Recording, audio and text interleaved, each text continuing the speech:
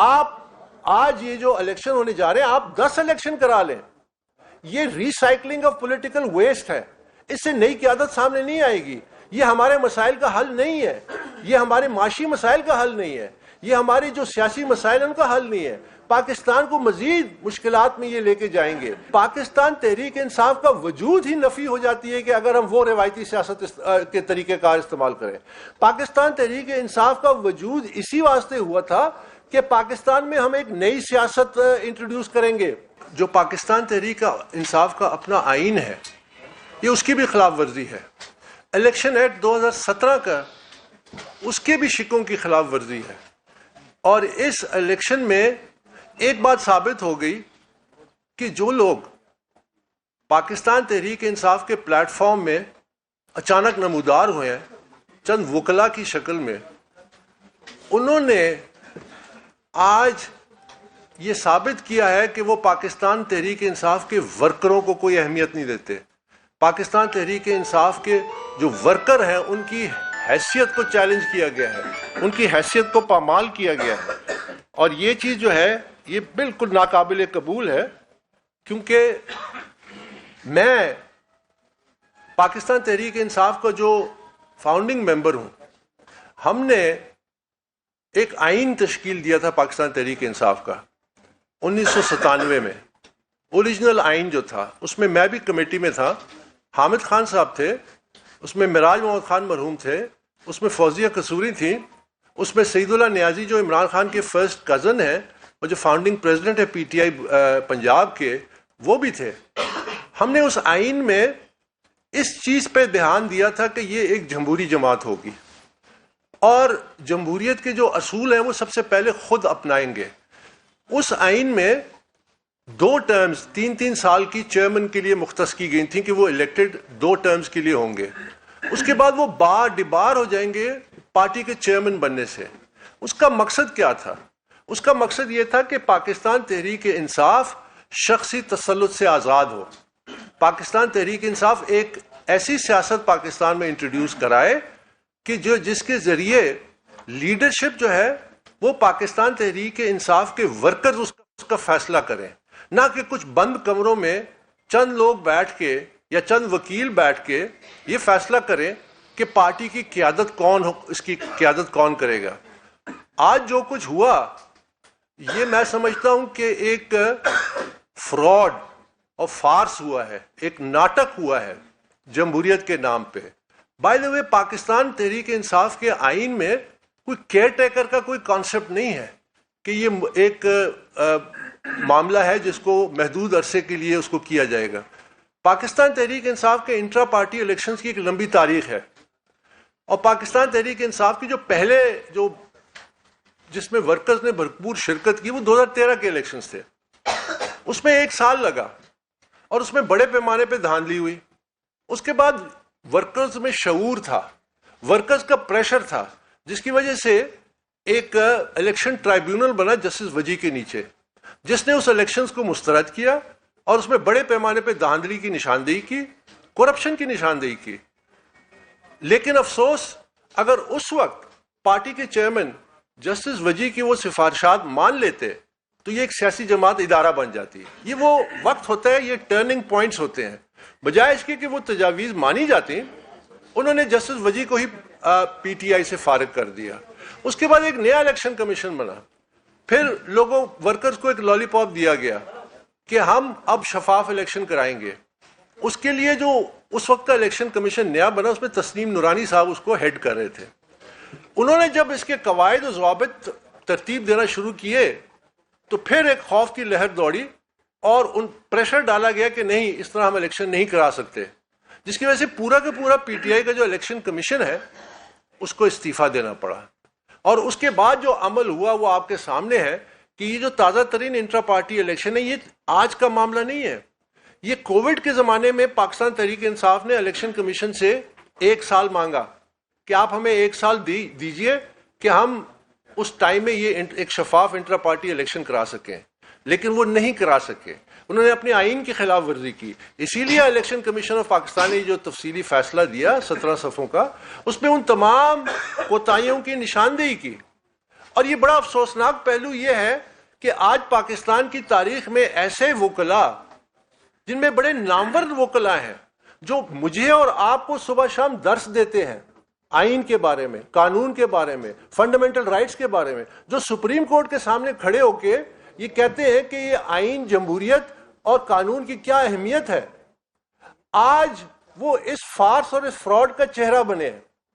یعنی ایک بہت بڑی افسوسناک پہلو انہوں نے، میں سمجھتا ہوں میرے نزدیک انہوں نے اپنے ڈیموکریٹک کریڈینشلز کو ہمیشہ کے لیے ڈسٹروائے کر دیا ہے اس فارس کا حصہ بن کے۔ دیکھیے پاکستان تحریک انصاف آج نہیں، پہلے بھی ہائی جیک ہوئی تھی، پہلے اجرتی سیاستدانوں نے اس کو ہائی جیک کیا اور کچھ پارٹی کے کنگلے تھے، وہ کنگلے جو تھے آج ارب پتی ہیں، انہوں نے اس کو ہائی جیک کیا۔ یہ وہ لوگ ہیں کہ جب میں نے فارن فنڈنگ کیس کیا تھا کہ اتنی بڑے پیمانے پہ بے ضابطگی ہو رہی ہے، کرپشن ہے پارٹی کے اندر، تو یہ مجھے کہتے تھے کہ یہ ایزی لوڈ ہے، آج وہ تمام کی تمام ڈاؤن لوڈ ہو گئے اور سیاسی پناہ گاہوں میں چھپ رہے ہیں۔ اب چند وکلا جو اندر جا کے جیل میں ملاقات کرتے ہیں اور باہر آ کے ایسا لگتا ہے جس طرح بے نامی پریس ٹاک یا بے نامی پریس کانفرنسز ہو رہی ہیں، ہم سمجھتے ہیں ہم اس الیکشن کو جو انٹرا پارٹی کا جو نام پہ جو ایک فراڈ اینڈ فساد ہوا ہے، ہم اس کو مکمل طور پہ مسترد کرتے ہیں۔ ہم سمجھتے ہیں کہ یہ جمہوریت کی نفی ہے، ہم سمجھتے ہیں کہ اس کے ذریعے الیکشن، انٹرا پارٹی الیکشن سے جو ابھی جو یہ کوشش کی گئی ہے، پاکستان تحریک انصاف کا جو بلے کا نشان ہے، اس کے لیے مزید خطرے ہیں، خطرات بڑھیں گے۔ پاکستان تحریک انصاف کے لیے اس الیکشن میں ایک باضابطہ ایک جماعت کے طور پہ حصہ لینا، ہم سمجھتے ہیں مزید اس میں مشکلات آئیں گی، اور یہ تمام تر ذمہ داری ان لوگوں پہ ہے جو اس وقت پی ٹی آئی کے چہرہ بنے ہوئے ہیں۔ آپ اس سے اندازہ لگائیے یہ کیسے الیکشن ہے کہ جس میں پاکستان تحریک انصاف کے بانی اراکین شرکت نہیں کر سکتے۔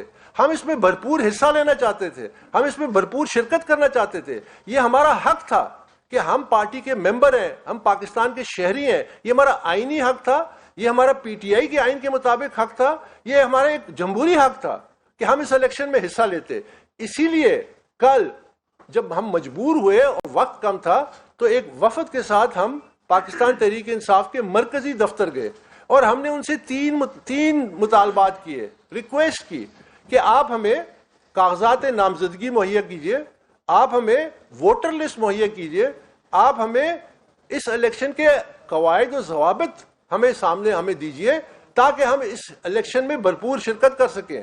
اور پیچھے بہت سارے اور لوگ تھے، مثلا سعید اللہ خان نیازی مجھے کہہ رہے تھے کہ وہ جو عمران کے فرسٹ کزن ہے کہ وہ اس الیکشن میں حصہ لینا چاہتے ہیں، ہم حصہ لینا چاہتے تھے، اور بانی اراکین حصہ لینا چاہتے تھے، اور جو سینئر ممبرز ہیں پی ٹی آئی کے وہ حصہ لینا چاہتے تھے۔ تو پوری کی پوری پی ٹی آئی کے جو ورکرز ہیں ان کو ڈس انفرینچائز کیا گیا، ان پہ مسلط کی گئی ایک قیادت، اور یہ کہتے ہیں کہ ہماری قیادت انڈر گراؤنڈ ہے۔ انڈر گراؤنڈ قیادت جو ہے وہ کاغذات نامزدگی بھی انہوں نے جمع کرا دی، جو ابو گراؤنڈ کے لوگ ہیں ان کو موقع تک نہیں مہیا کیا گیا۔ تو یہ ایک بڑا افسوسناک چیپٹر ہے جس سے ہم سمجھتے ہیں کہ پاکستان کی سیاست میں ایک مثبت رویے کی جگہ ایک ڈارک چیپٹر لکھا گیا ہے۔ اور یہ میں یہاں پہ ضرور کہنا چاہوں گا کہ ہمارا جو مدعا ہے وہ یہ نہیں ہے کہ پاکستان تحریک انصاف میں انٹرا پارٹی شفاف ہو۔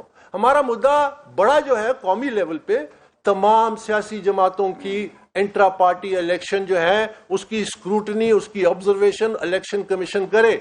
وہ اس لیے کہ جب تک سیاسی پارٹیاں جو دعوے دار ہیں، جو دعویٰ کرتی ہیں کہ ہم جمہوری ہیں، ہم جمہوریت کی علامت ہیں، جو اپنی جماعت کے اندر جمہوریت برداشت نہیں کرتے، یاد رکھیے جو بھی اسٹیبلشڈ ڈیموکریسیز ہیں وہاں پہ ڈیموکریٹکلی اپنی جماعت خود فیصلہ کرتی ہے قیادت کا۔